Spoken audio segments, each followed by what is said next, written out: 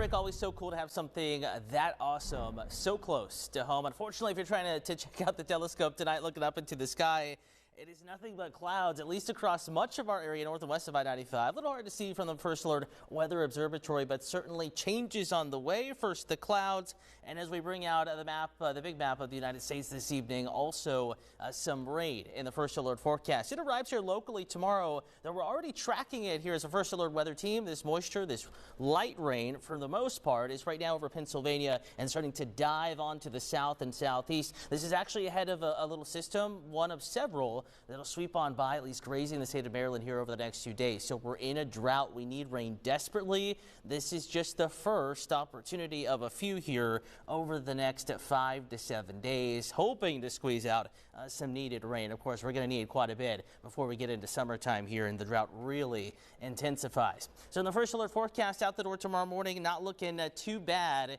In fact, we'll go ahead and just bring you over to the monitor here, and we're going to be tracking that chance of rain as early as 6 to 7 o'clock in the morning. I want to give you the big picture to show you that what little bit of rain we are seeing is now well to our south and east. Across central Maryland and the Baltimore metro, we're pretty quiet. Again, we're showing you the biggest images possible to get you down to that neighborhood level and help you plan around the showers tomorrow morning. Temperature wise, this is what we're really noticing. We're back in the upper 40s, lower 50s. This morning, we were in the upper 20s, lower 30s. That's around the immediate metro. The eastern shore, of course, areas that are more rural, outside of the city and away from all the concrete, mid 40s out the door in the morning. Maybe a light jacket or something water wicking, the umbrella, 6, 7 o'clock in the morning. The walk to the bus stop, not too bad. Rain chance will actually peak as many are settling, at least student wise, back into their seats. But if you have any mid-morning plans, that is when the rain chance will spike. Again, we're going to be tracking a few showers moving in from the north and west. Not too much to write home here,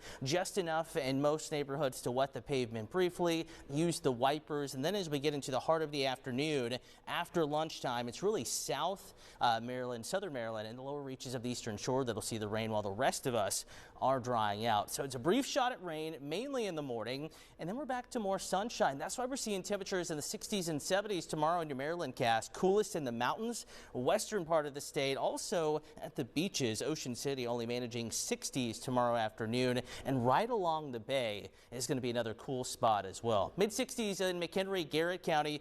Rest of us upper 60s and lower 70s right on the bay. Looking at temperatures in the lower 70s, about 72 as an average across the Inner Harbor, and 70 to 72 over on the eastern shore. Thursday, back to more sunshine. If there are any showers, mainly along the Potomac River, so pretty dry here locally.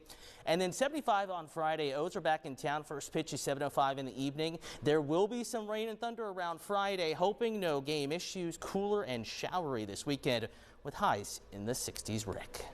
All right, Cutter, thank you. Before